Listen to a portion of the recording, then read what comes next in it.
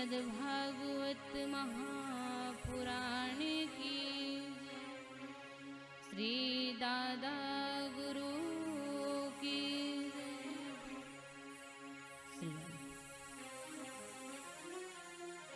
सच्चिदानंद रूपाय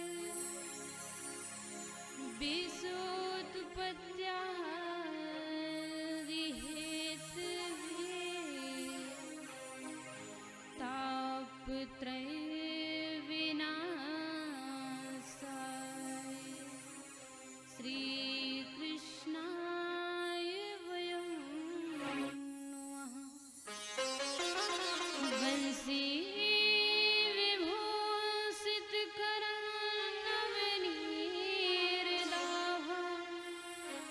पीतांबर तरुण बिंब फलाधरुष पूर्णेन्दु सुंदर मुखादर बिंद नेत्र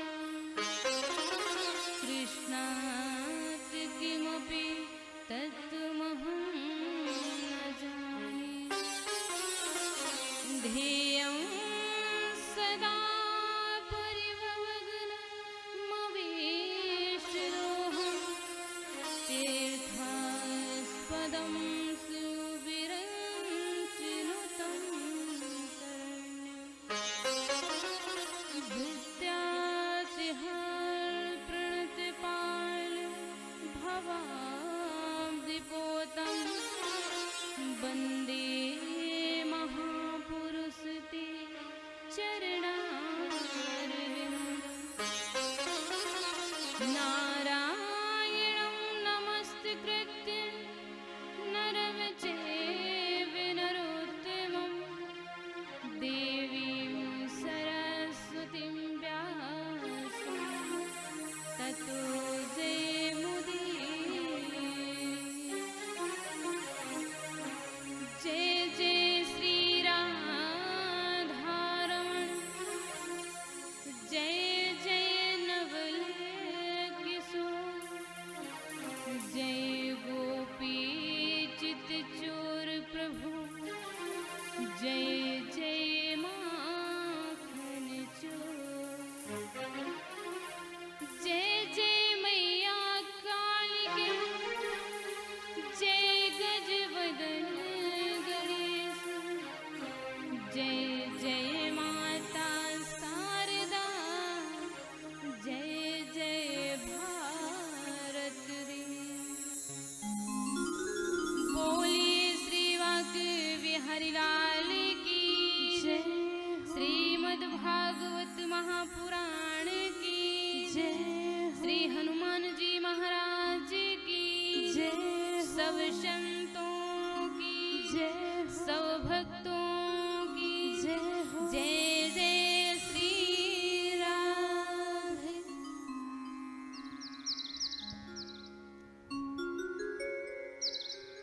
परम मंगलमय परात्पर परम अखिलेश्वर श्री बाके बिहारी लाल जी के पावन चरणों में प्रणाम करते हुए हम सबकी प्रिया और श्री हमारे श्याम जी की श्री श्यामा प्रिया श्री राधा रानी जी के श्री चरणों में प्रणाम करते हुए श्री हनुमान जी महाराज और महामुनि श्री वेदव्यासी श्री सुखदेव जी महाराज के श्री चरणों में प्रणाम करते हुए जिनकी कृपा से आज हम आप सभी लोगों को यह दिव्य सत्संग, यह दिव्य श्रीमद् भागवत की कथा का रसपान करने का सुंदर अवसर प्राप्त हुआ है। ऐसे हमारे सूक्ष्म रूप में विराजमान पूज्य गुरुदेव दादा गुरु के श्री चरणों में प्रणाम करते हुए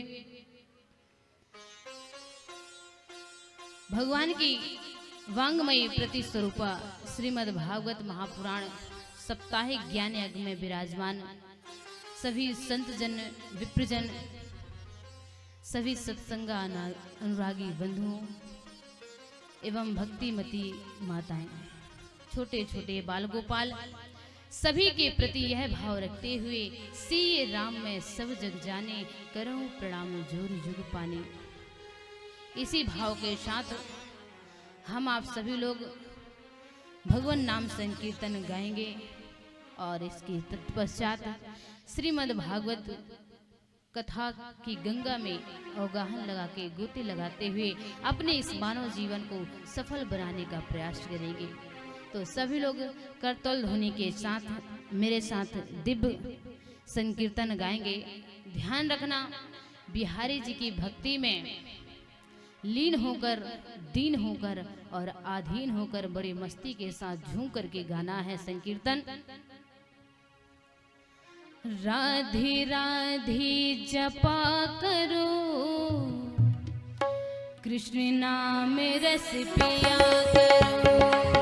राधे राधे जपा करो, कृष्ण नाम रस पिया करो। राधे राधे जपा करो, कृष्ण नाम रस पिया करो। राधे राधे जपा करो, कृष्ण नाम रस पिया करो। सभी लोग ताली बजाते हुए राधे राधे जप करो, राधे राधे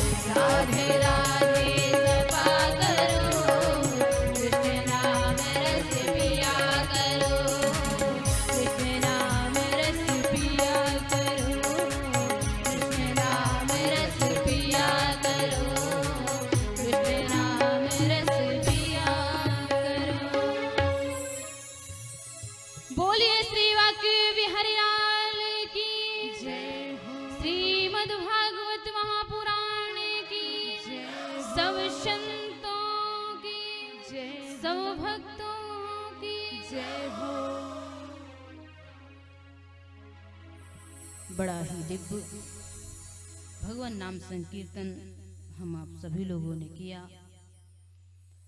आइए दिव्य श्रीमद् भागवत ज्ञान गंगा में हम सभी अवगाहन करेंगे, गोते लगाएंगे बड़े भाव के साथ। यह श्रीमद् भागवत की जो कथा है, इसमें 12 स्कंध हैं,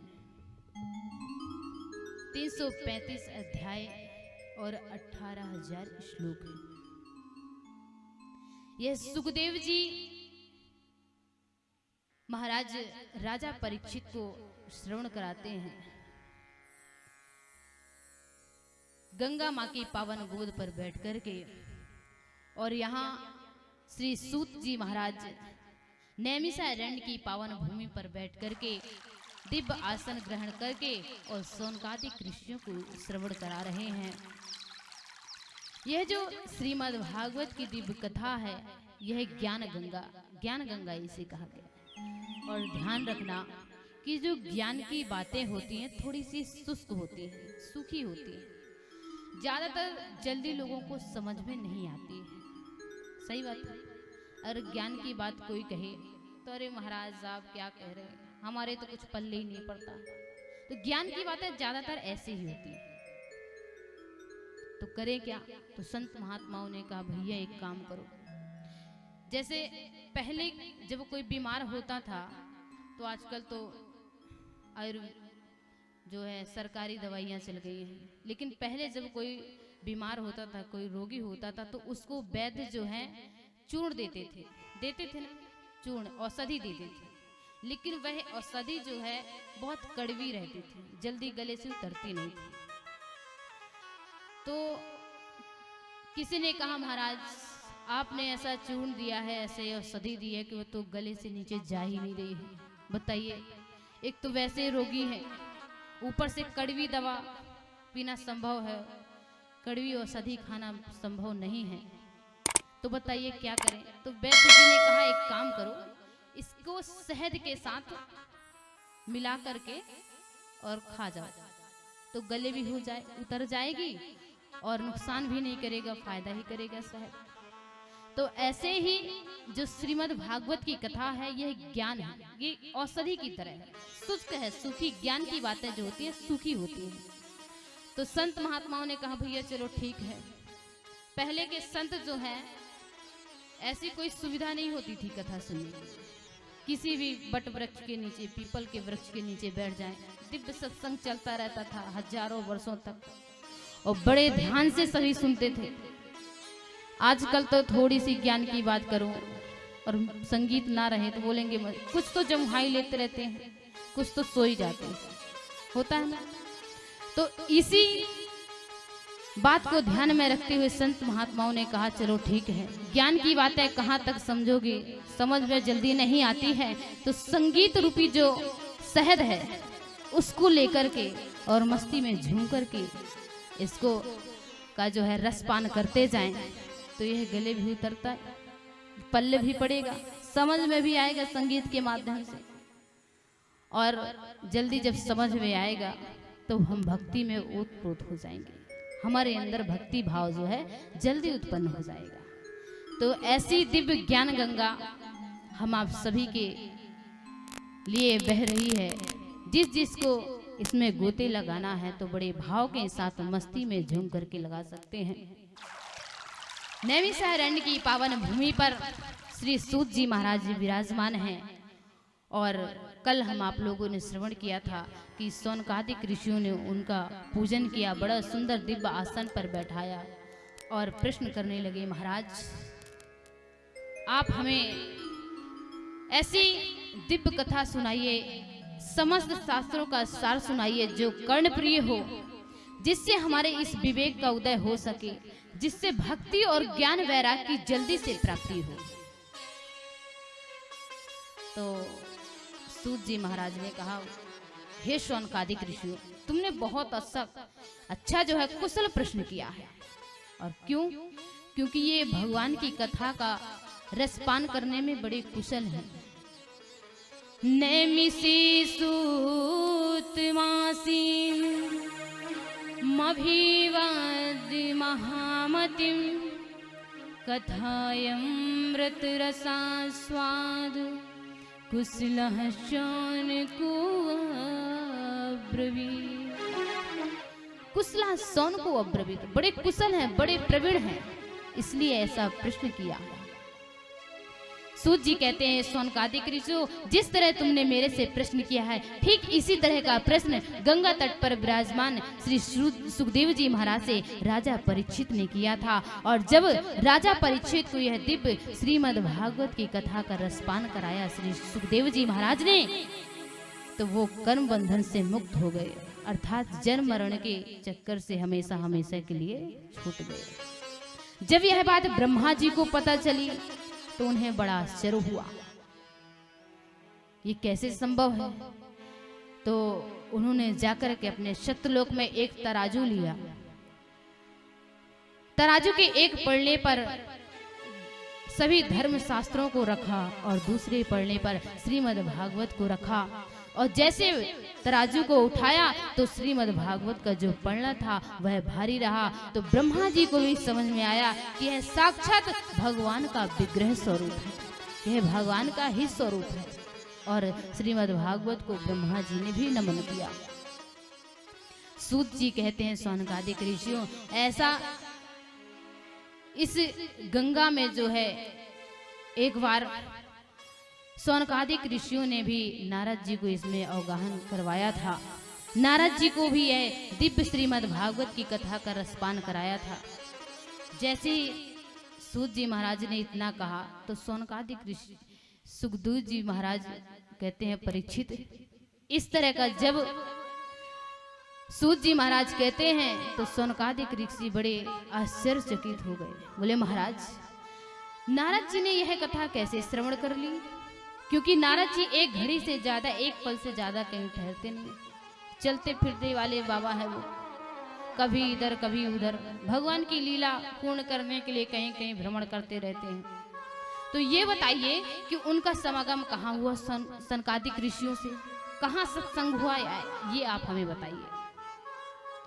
तो बोले, सुनो, एकदा हि विशालयाम चत्वारो ऋषियो म्लः सत्संगार्थं समायात दद्रसु तत्र नारदम्।